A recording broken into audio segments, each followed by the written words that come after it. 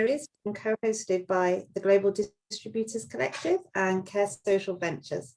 I'm Jessica Utiki, the project manager of the Global Distributors Collective, and it's a pleasure to welcome you today. So let's kick off by looking at the agenda for today's conversation. And just a reminder to please stay on mute to reduce the feedback and any background noise. Next slide, please. So we'll spend about 5 minutes just with introductions and setting the scene about the conversation today. And we'll move into our panel discussion, which should last for around 25 to 30 minutes. And after that, we'll have about 15 minutes for any questions and answers. So please remember to add any questions in the chat box as we go.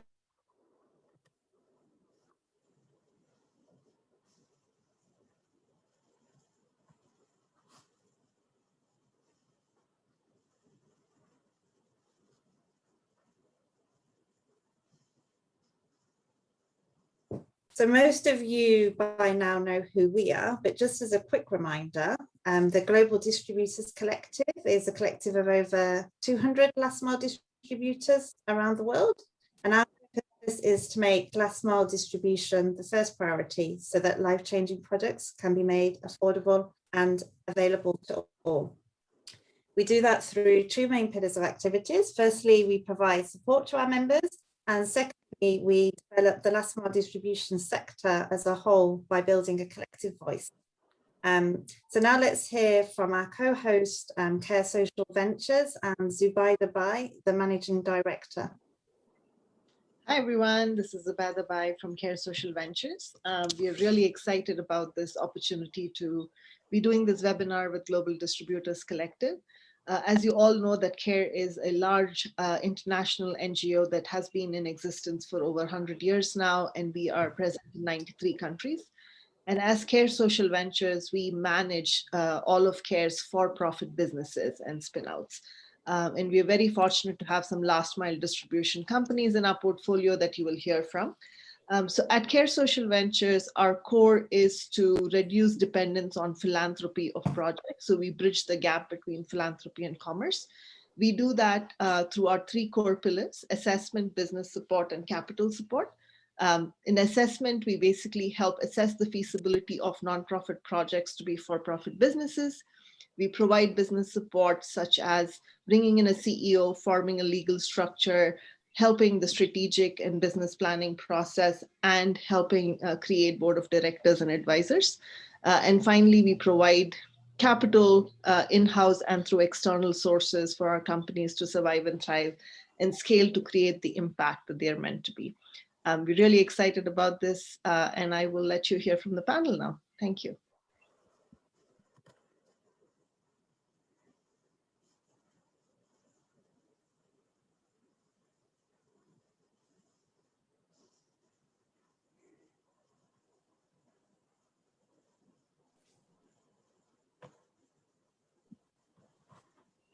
Over to you, Jessica. Can you hear me still? Now we can. That's a little bit unstable. So today's webinar, today we'll be looking at the board, and we're going to try to cover how to select appropriate board members and decide whether to bring a funder onto your board. And we'll understand what the critical skills for your board members are and how to agree clear expectations and set good practices from the outset.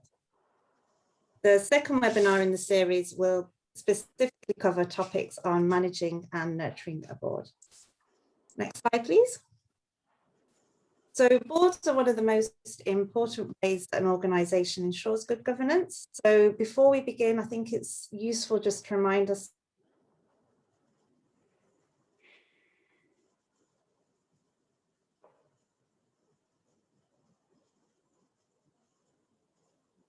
effective entrepreneurial and prudent management so that it can deliver long-term success of the company. Good governance is hard, and even large companies with huge resources and all the appropriate systems in place still fail. We can look at examples like Enron and WorldCom. And in fact, the Harvard Business Review studied these boards and others that had failed, and found actually that there was no broad pattern of incompetence or failure. So these boards weren't too big, too small, too young, or too old, and they all had codes of ethics. Next slide, please. So if it's so hard, why even have a board, and what are the benefits of having one? Obviously, some entities need a board or multiple boards to fulfill their legal responsibilities. But aside from that, well-functioning boards can bring the benefits such as additional expertise and experience, access to new networks, and supporting providing that strategic vision. With this in mind, some entities decide to set them up even without the need for its legal capacity. The GDC, for example, has an advisory council made up of members and sector experts that has no legal responsibility, but has been hugely beneficial to us in providing that strategic advice and direction. Next, please. Just finally, before we start, I think it's important to remember that GDC members operate a huge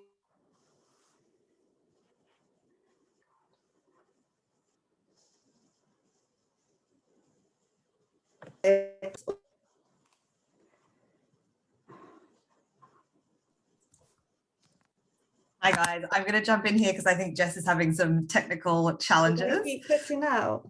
I'm really sorry. My internet's been perfect all morning. It's typical. Can you hear me now, or are you gonna? Yeah, we can hear you now. Go ahead. Where did I drop out? At the beginning of this slide.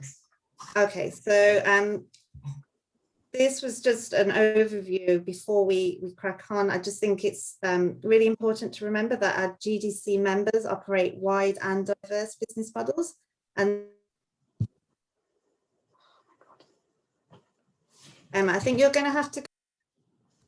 Right, I'm going to jump in.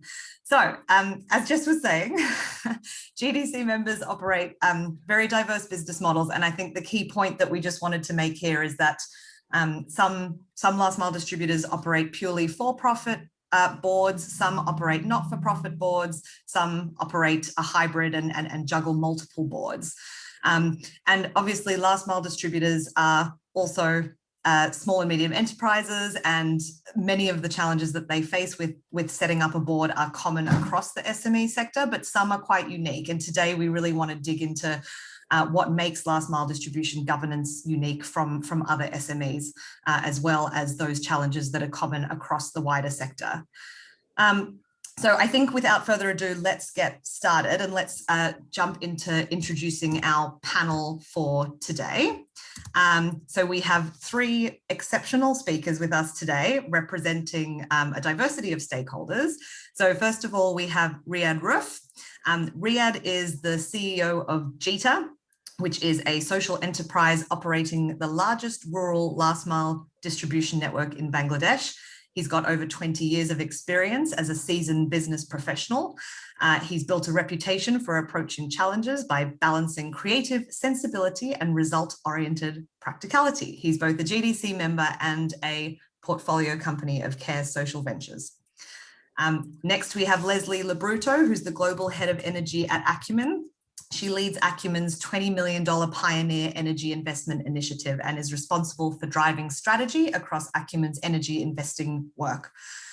She joined Acumen from the Clinton Foundation, where she served as Director of Clean Energy, and she guest lectures at a range of universities and served on the board of the Vanderbilt University Trust from 2011 to 2015. And then finally, we have Olivia Kaiser, who's Hystra's founding partner. And before founding Hystra in 2009, he was the vice president of Ashoka for 6 years and a senior partner at McKinsey for 18 years. He's a board member of a 10 billion euro company, 2 social enterprises, which are both last mile distribution companies, and an impact fund. So very excited to have you all here today. All right, so let's dive into some questions. I think we can probably stop screen sharing. And as Jess mentioned at the beginning, we're going to have about kind of 25 minutes of questions, some of which have been drawn from the registration forms that people filled out. So first question, is for Riyadh and Olivier, which is about how you select board members, and in particular, what kinds of qualities and skills should you be looking for in your board members. So Riyadh, did you want to start us off? And then Olivia, you can contribute as well. Sure. Hi, thank you. It's a great pleasure to participate in this webinar. So in terms of answering your question, for me, I came into GETA around 2017, and I wasn't the founder. It was more like an institutional organization within CARE. And GETA had a reboot in 2016. So I inherited a board. And this basically represented the shareholders at that time.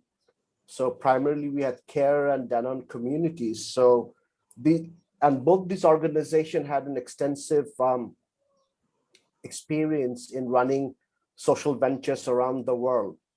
But over the years, I think the ownership changed, and which also gave us some opportunity to realign our board structure in terms of aligning with our strategic vision. For example, we are driving this ambitious vision to cover 90% of rural Bangladesh in 7 years' time. So it's ambitious, and we need very new type of board members for different purposes. So that's something, it's a work in progress for us, and we do have very specific needs which would support this massive plan that we are rolling out. So we're still looking around, and we have some new board members in the pipeline, and it is a work in progress. Thanks, Riyadh. Olivia, did you want to add anything? Happy to try. Hi, everybody.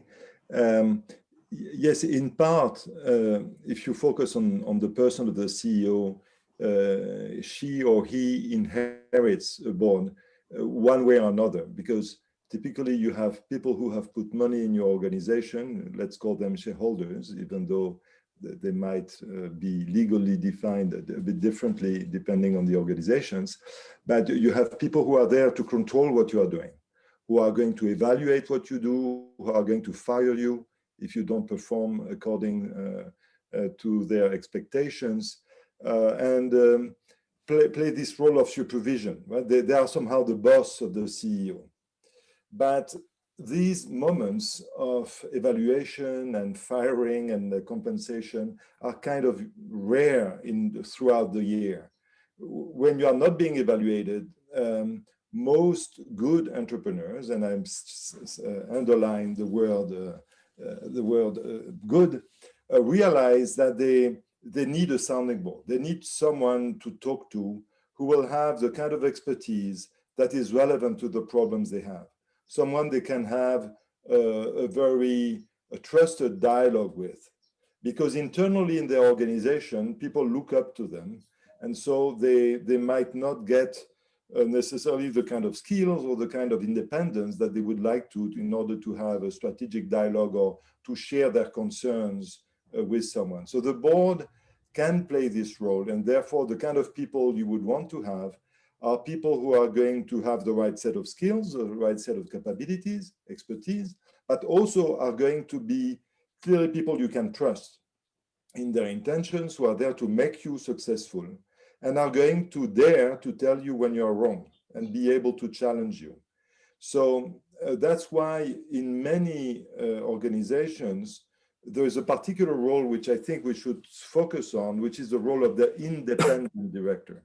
These are not people you inherit, these are people you choose. Typically, in order to complement the skills and expertise of the people who are there because they represent the shareholders, but people because you are adding skills around the table in order to form the right group that will be most helpful to you. Thanks, Olivia. And actually something that I remember you spoke about when we discussed this topic was how important it is to have people on your board with skills that might become relevant in the future. And I think that's particularly important for last mile distributors, especially given the recent shifts towards digitalization that we're seeing in the space. Can you talk a little bit from your experience on boards of last mile distributors and what sort of specific skills you think are particularly useful when thinking about sort of the horizon? And obviously, Riyadh, Leslie, feel free to add to this as well. That's indeed, I mean, what a company is organized to handle today's problems and opportunities. A board is there to help the CEO think a couple of steps ahead. And so indeed, it should represent more the future of the company than its present. Unfortunately, many times it represents the past of the company. And so choosing strategically independent directors who are going to bring in the skills required for tomorrow is going to be quite critical. For instance, I'm a board member of Baobab Plus, a distributor of solar systems and solar lanterns. And as you all know, pay-as-you-go has become a very important feature in these new business models. And therefore, having expertise in financial services is something which is very important, as well as digital, because in order to keep the cost down and provide the right levels of service, investing actually in artificial intelligence is what this company is doing.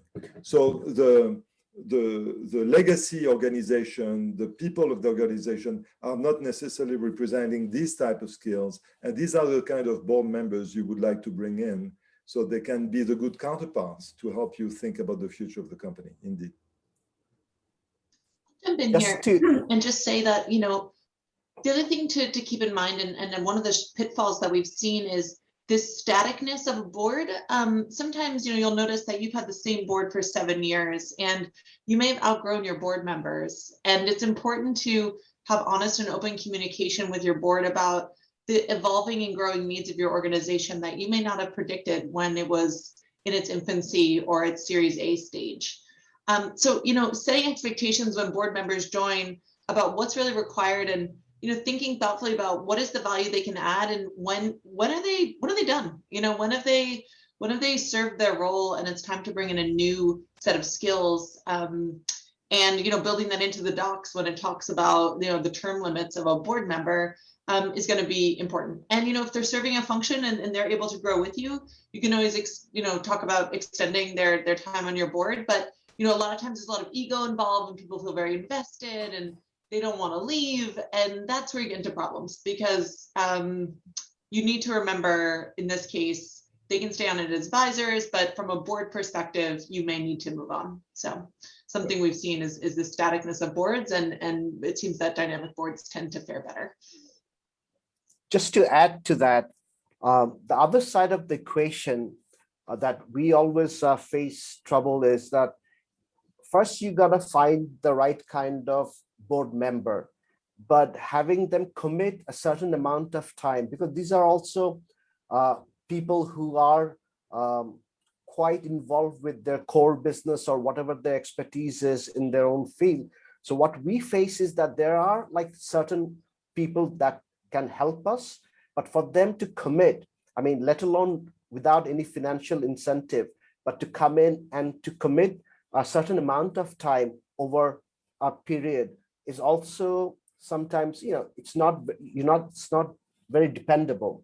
So we struggle with that because we have a few people on our pipeline, but they simply just don't have the time to commit for a cause like that. I think it is a very important question of whether should you pay board members, right? I heard Leslie saying that they usually don't.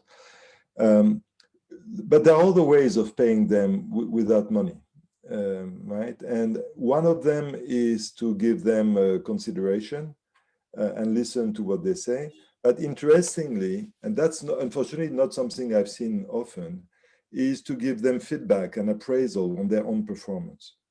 So having a formal process by which board members are evaluated by their peers on how they have contributed to the board dynamics, it's something that is would be very valuable. I mean, as a board member in several organizations, especially the ones where I'm not being paid for my presence, I'm very much in the vacuum about whether I'm helpful or not. I mean, the CEO thanks and says how useful you are and what a great contribution, but I know half of it is bullshit, right? And so I am in this uncertainty about am I adding value or not, because that's the only reason I'm spending my time in this organization. So having a formal process that would say, yes, you are useful, would be a form of consideration that I would motivate me probably more than money. That's a really interesting point, actually. But I imagine, yeah, I'm not sure if all board members would respond in the same way to being evaluated that you would respond to. So that would need to be a clear conversation that you'd need to have with your board members before you onboard them, right? So that should be part of the selection and sourcing process. I will say, just Emma, just to interject here, because I think it's a good point. We actually do something called board surveys, where a third party, maybe it's like an Acumen associate, will help the board take it's a survey that the management team takes and the board takes. And you have an open, honest conversation about how everyone's doing. And it's not individual basis, but is the board directionally performing the way it needs to be? Is it underperforming, overperforming? Is the management team underperforming, overperforming? And there's this anonymity that helps, but you can at least then look at the data and dissect the information in aggregate to see, are we doing the right stuff? You know, are we achieving what we need to be achieving? Where are we falling short? Where do we need to be triaging? And I think those board surveys really do help. And it's a tool that we've used for quite some time with all of our boards. It helps just keep everyone honest. So it's not just humdrum, let's keep going along, but annually the board actually looks at itself a bit closely rather than just always looking at the company. That's great. If you have any kind of templates or anything that you can share for those kind of surveys, Leslie, I'd be happy to, Emma. Yeah, that would be great. Yeah, sure. So I think Jess has now got her internet working. So I'm going to let her take back over as moderator because she's got a bunch of other questions for our panelists. But Jess, if you drop out again, I'll jump back in. So over to you. Thanks, Emma, and apologies, everyone. The internet's been pretty stable for the last 10-15 minutes, and then I've really been enjoying listening to the conversation. Just leading on to off the back of what you were saying, Leslie, around evaluating the board. I think that's a really good tool to avoid the dangers of setting up a yes board. I wonder, Olivier, if you have any further thoughts on how you might go about avoiding setting up a yes board? Yes, I think that especially, I mean, when an entrepreneur creates an organization, especially in the early years, usually they want to have full control over the decisions they make.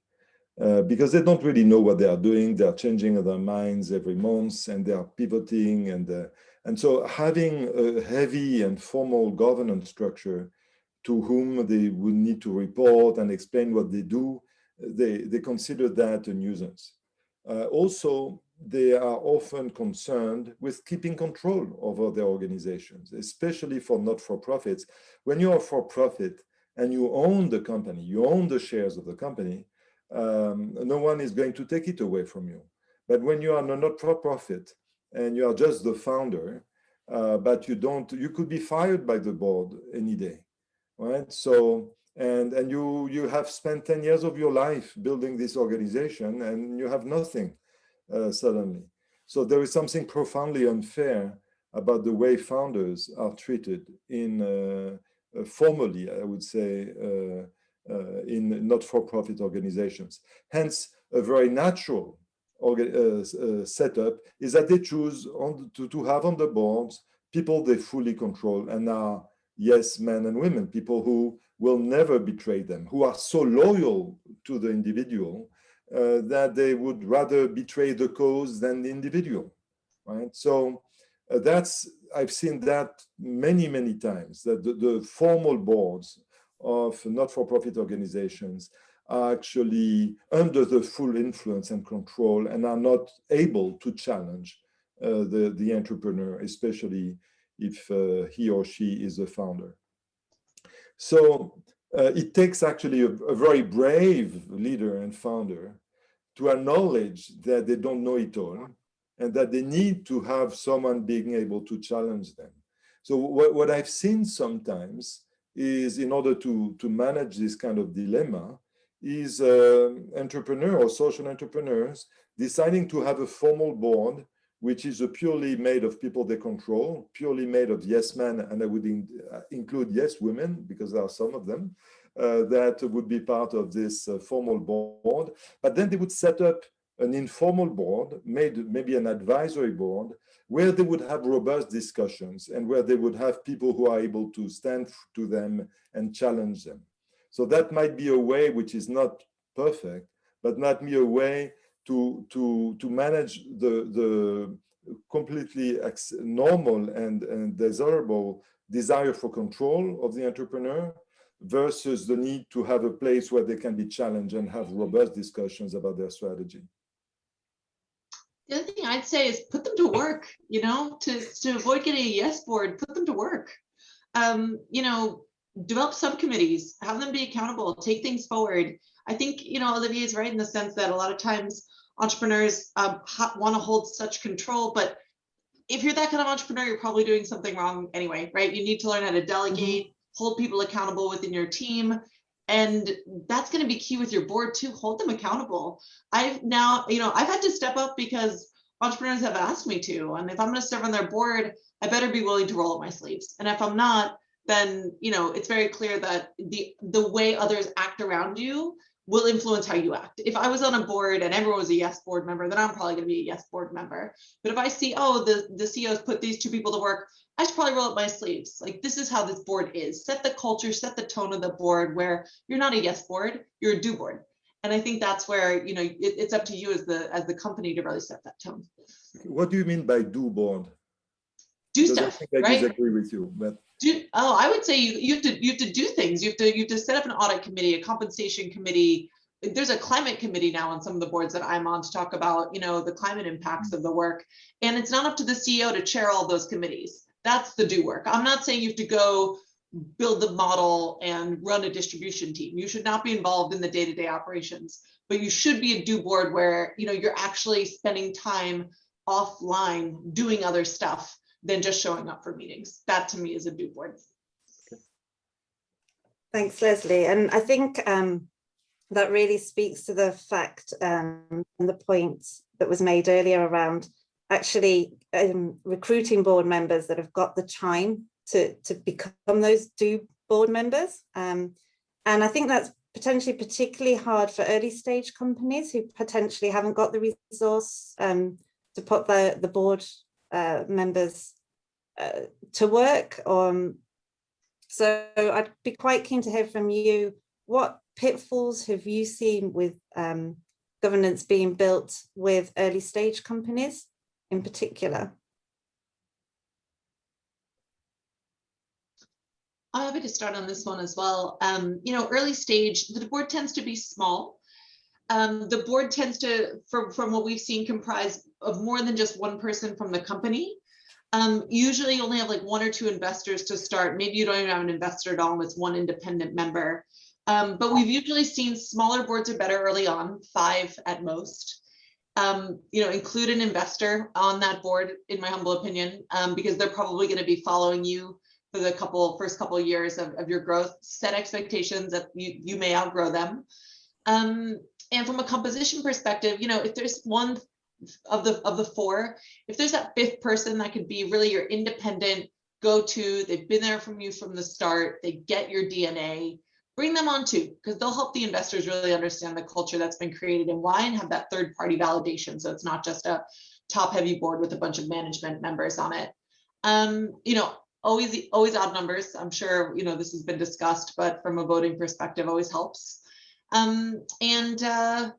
and spend time together. You know, it matters. This thing matters. People just think governance is a checkbox exercise. It's not. You know, this is where the rubber's going to meet the road. And if the stronger governance structures are early on, the easier it's going to be to raise money in the future. Without those governance structures in place, later stage investors will not take you seriously. They will see immediately that your governance is weak and all over the place. They'll flag it and they might not invest. I know DFIs in particular, governance is so key. It is worth spending time early on to build governance structures, committees, processes, procedures that you feel comfortable with and can grow with the org. Olivier, did you want to add anything? Yeah, I would like to go back to this notion of that the board members would not have time. I think this is not true. I don't have time to sit on a board and have no influence over the company. This I don't have time for, right? So I have time, indeed, as Leslie described, for do boards, for if I have an influence, if I can shape, if I can give the best of what I know and contribute it to the future of a company, an organization I care about, then I'm happy to spend time. So, but I would not have time to sit, and that requires a minimum amount of days to be relevant per year, right? So if I'm told, okay, we would like you to come in and be a board member, and we have 4 meetings a year of 2 hours, and you'll have to read a couple of documents, I don't have time for that. But and if they tell me, no, but it's only 8 hours or maybe 2 days, I don't have time to waste to do this, which is useless. If I'm told, look, in order for you to be a board member, you'll have these 2 days of board meetings, but you'll have committees to attend, and we want you to do a field visit every year, and we want you to play this and this role, and it will be a minimum total of 10 days a year, then I have time for that, right? Because honestly, it's not the kind of compensation that I will be paid or not that will make a difference. The question is, will I get the feeling that these days of my time have been well invested and are making a difference? So if your board members, that's the kind of dialogue you need to engage with your board members. And I would argue it's easier to have more days than less days. Thanks, Olivier. I think that's a really, really good point around everyone's time management, and like if you're going to put in the time, make the time fruitful. So thank you, Olivier. So we've heard a little bit about setting up boards with early stage companies. I think, Riyad, you're in quite an interesting position since you came into GETA as CEO and you inherited the board. So tell us about that experiences and your lessons learned along the way. Can I take this question a little bit later? I need that 2 minutes pause. Literally everything's going wrong on this webinar. So apologies, Riyad. There's a call to prayer, I think, going on in the background. So we'll come back to you. Leslie, you mentioned briefly about the investor perspective earlier and how important it is to set correct so you're getting the investment you want as you grow. So I'm just wondering if you've got anything to add on how do investors think about leadership and early ownership of a company when they're looking to invest? Yeah, I'm glad we're talking about this question of ownership, because I'll be honest, we've said no to transactions when the CEO or the leader of the company has very little stake in the company. You know, we've seen some cases where a random family member who provided capital will have 80 or 90% of the company. And it's quite alarming to see some of these cap tables of ownership early on. We very much want to see the CEO and the company, you know, having ownership of their company when we're doing very early stage investments. We did some analysis across, you know, comparing developed markets like the United States and in emerging markets on founders dilution over time. And, there's no single correct answer how to best incentivize founders, but we did find a few things. So one, that valuations need to be appropriate, but high enough to allow for the company to achieve its goals. Obviously, with funds raised in each round, the company needs to be able to use funds to grow with some buffer for mistakes. But dilution will happen if the company succeeds for all investors and founders alike. So the point is to try to optimize the dilution for everybody appropriately. The opportunity cost of the founders should also be part of the equation. CEOs are doing their job. These are really tough jobs. They need to stay incentivized, as do core members of their team. ESOP pools to make sure that there is an incentive to grow. And again, there's also non-monetary ways to incentivize founders and key employees, which we can talk about. But what we found, according to US startups, as a comparison, is that at inception, when we're looking at the evolution of ownership from startups, typically at inception, the company should own 100% of itself, the founder's ownership, of course. At a seed level, it goes down to about 66, 67. At a Series A, you'll see the founder's dilution at about 40. Series B goes to about 30. Series C goes to about 20, and Series D goes to about 10. So if this is not where your company's at and you're on your seed round and you only own 10% of your company, that's going to be a bit concerning for us, because we need to see that a founder's committed.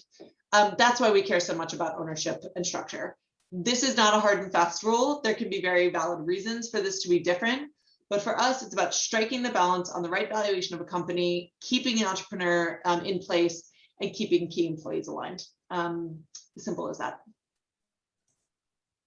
Thanks, Leslie. Riyadh, has the call to prayer finished? Yes, sorry about that. Okay. No, it's my apologies, sorry. So the question, Riyadh, was we'd be interested to understand from your experiences as coming in as a CEO to an existing board and some of the lessons that you've learned from that experience. Right. So when I took up this role, we had two major stakeholders, shareholder, stakeholder within the company. So initially, it was more of managing the three sides, the management and shareholder one, shareholder two, because they both came slightly from different background. One was a for-profit company. It was the social impact side of a for-profit company. The other was a purely non-profit. So in terms of the macro level direction and the ideas, there was quite a bit of difference how each of the stakeholders saw GETA. So my job, at least for the first year or so, was to just manage that so that we could negotiate something and have interpretation of those strategies, which would be understandable by both the stakeholders and also serve the mission of the company. So I was basically representing the management, and we had two different kind of shareholders, which was like a balancing act.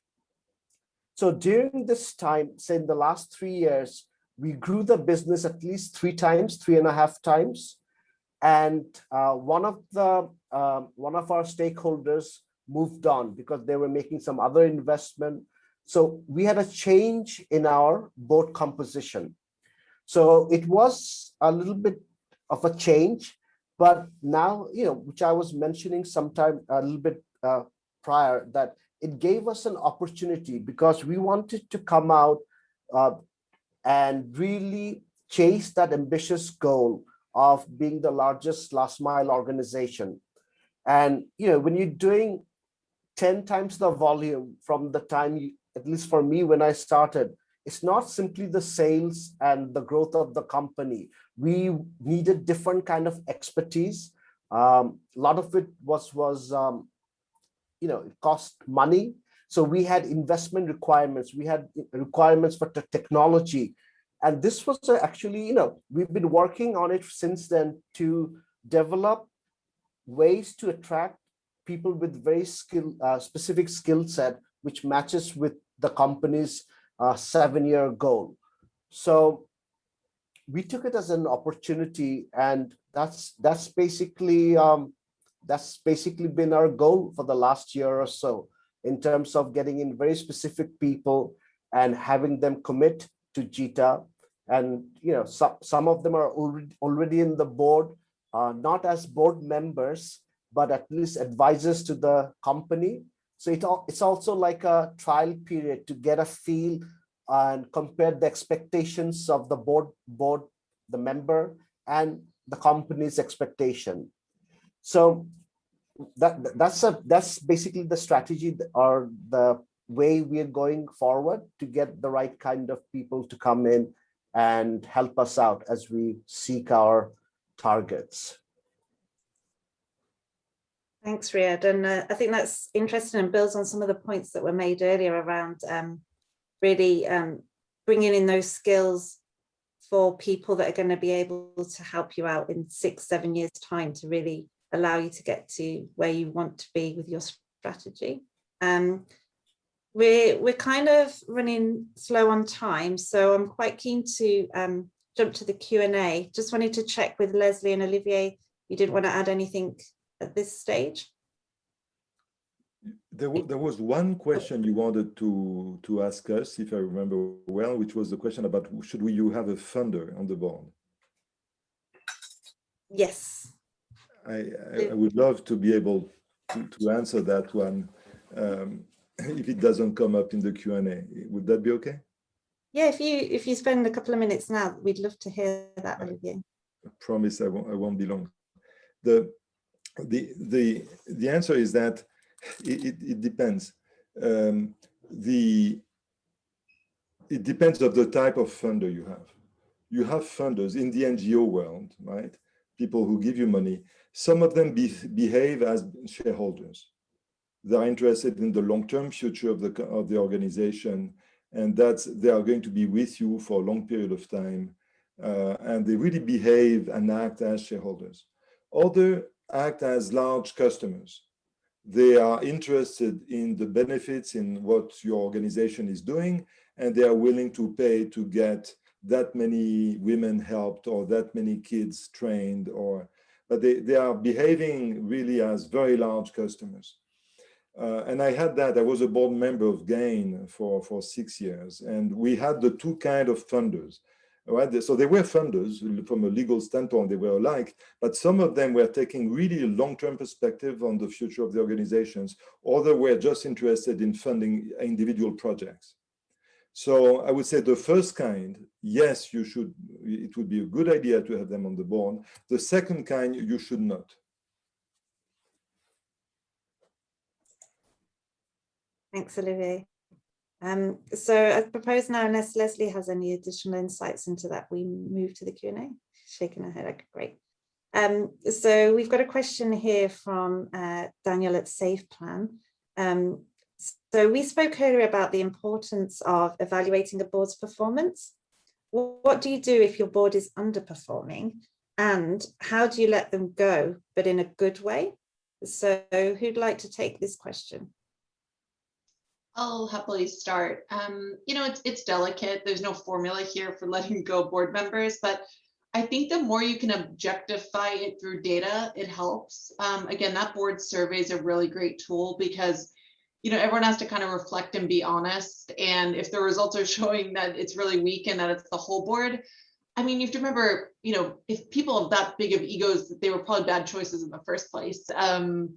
Everyone should care about the success of the business. Number one, set a goal and a clear commitment that we're all here to put the company first, right? That is why we're here. It's not our own egos and objectives first. And the board survey helps you reflect each year and take a hard look at yourself. And, you have to be able to have hard conversations as a CEO. And if the data is showing that you're underperforming, use the survey tool, right? It's a great way to annually check in to see if it's performing. Set goals and objectives as a board. It's not your board's job to meet those goals, but it's their job to contribute towards them.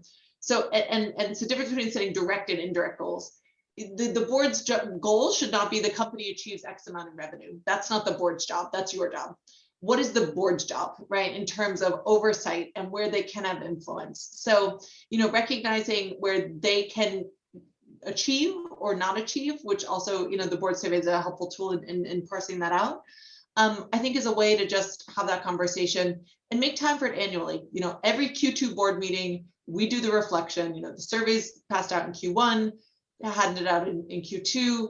Hopefully you have a board call in between, make sure everyone's on track. The results are analyzed and you have that conversation every year.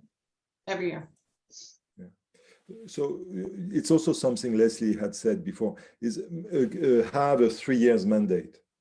Because firing someone is always difficult. Not renewing a mandate is much easier, because it's much more polite and more acceptable. So by creating this notion that it's expected for you to be on board for 3 years, and after 3 years we'll see whether it works or not, this facilitates things. Being fired in between, in some cases, it's illegal. So you cannot interrupt a board position if it is supposed to last for 6 years, which is a way to protect board members and having a real good dialogue. So I think a 3 years mandate is probably well suited for organizations that are changing so fast. Right.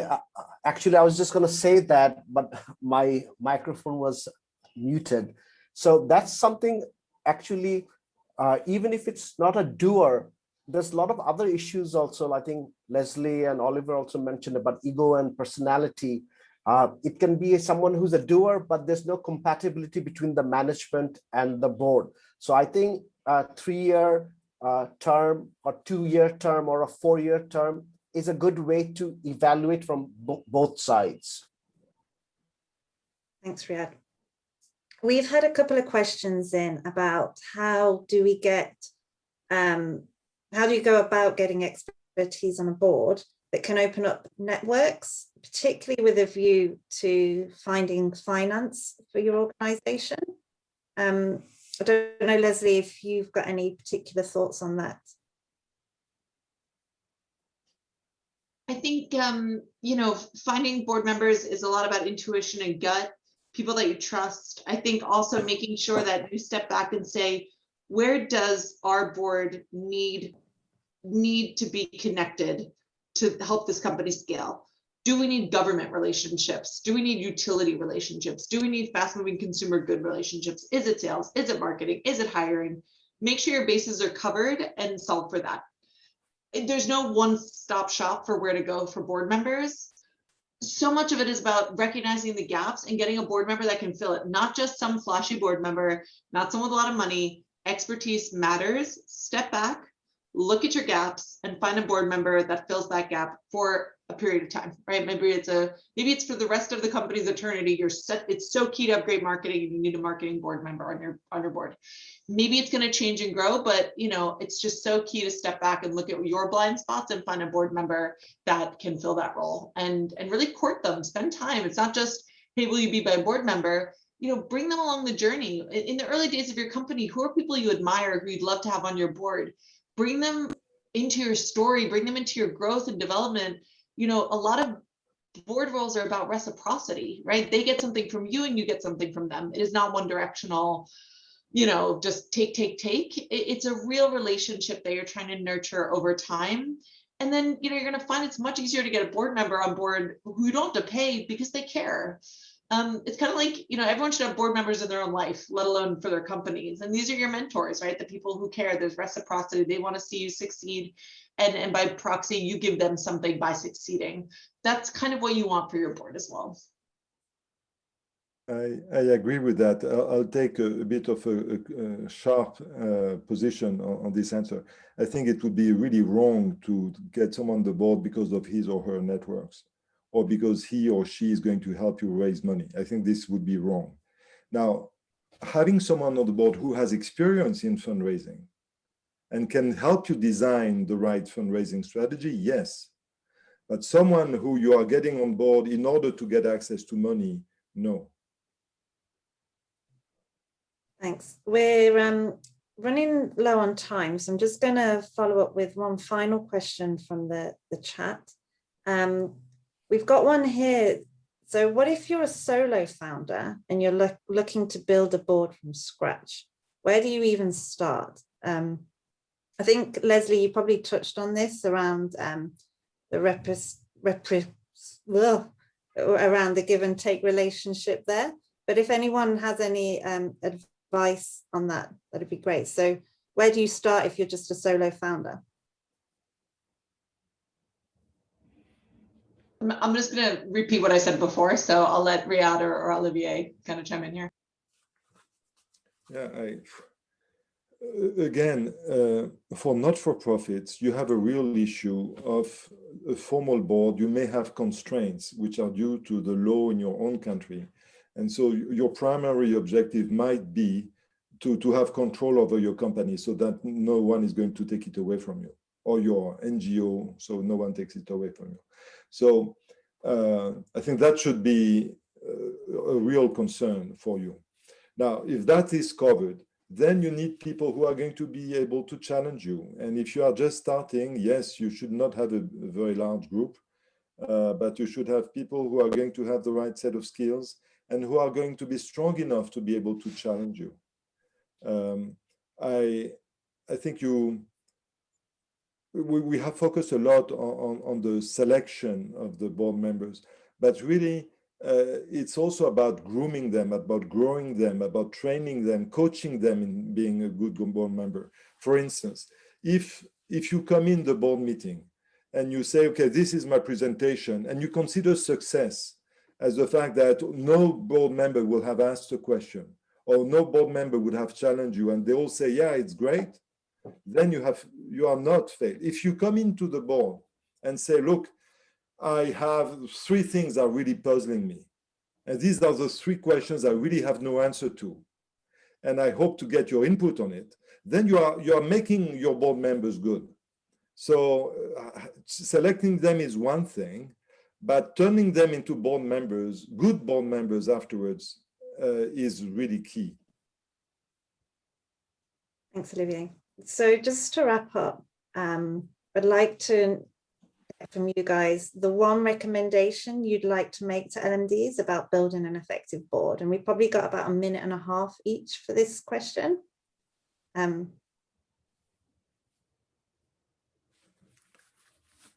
So sometimes when you deliver the same message over and over again, it actually sinks in. So I will yet again say, have a survey, right? Have this survey tool at your disposal.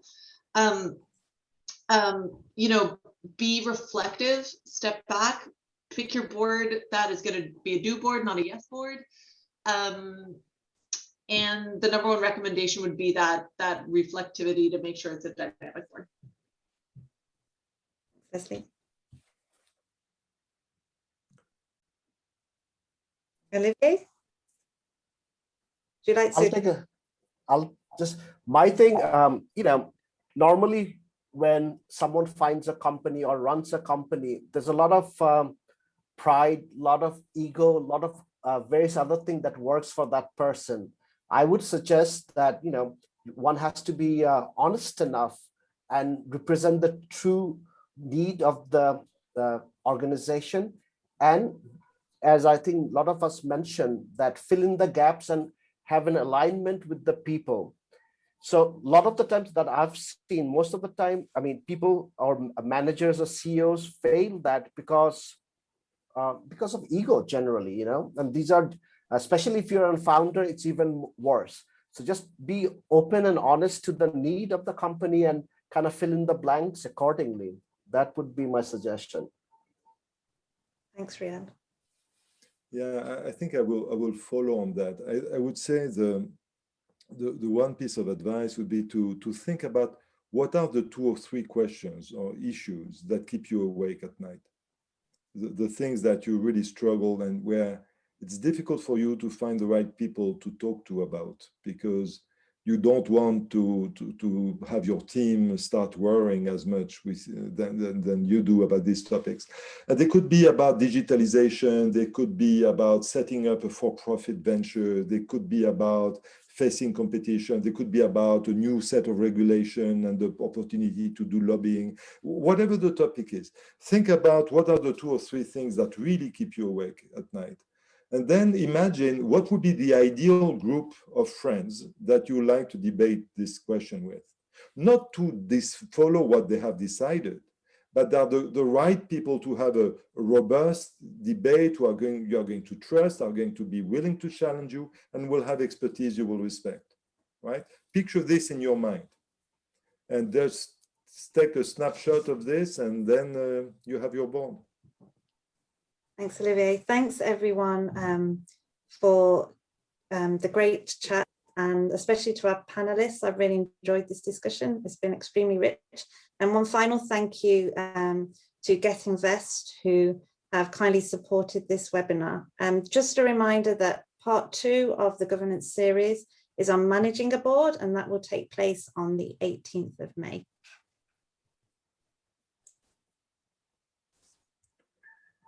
And thank you to all the entrepreneurs in the room, because if no entrepreneurs, there won't be any boards and no need for these discussions. So great, thank you. Thank you, everyone. Thanks very much, everyone. All the best. Thanks for a great conversation, guys. Good luck.